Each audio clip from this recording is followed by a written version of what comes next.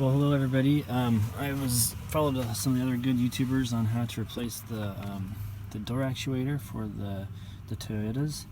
There's a lot of good videos on that. They show you how to do a lot of stuff. The guy that I watched, he didn't take it all off. He just pried it off like this, and kind of got to the back of it that way.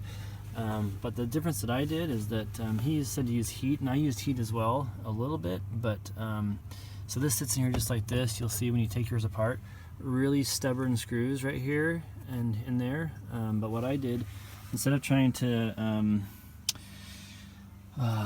take it apart or any of that stuff, I actually just drilled it out.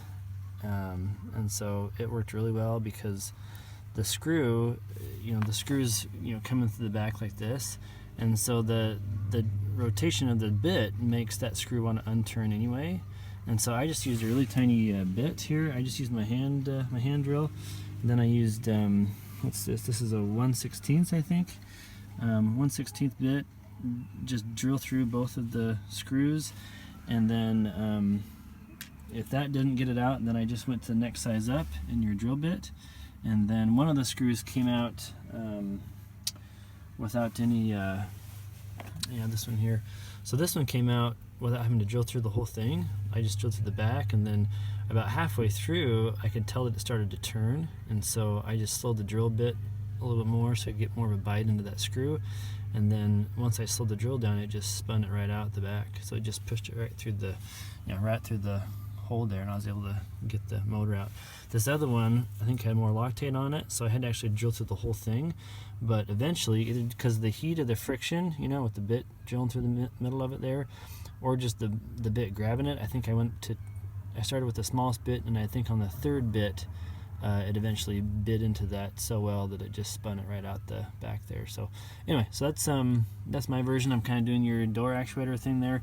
There's a lot of videos and stuff of people doing it a lot of different ways, but that's definitely a little cheat. I think the screws are so soft that you're better off to just drill through it. I think the chances of them not Loctiting yours is pretty slim. So I just hand drilled it and it backed them right out, and then we're good to go.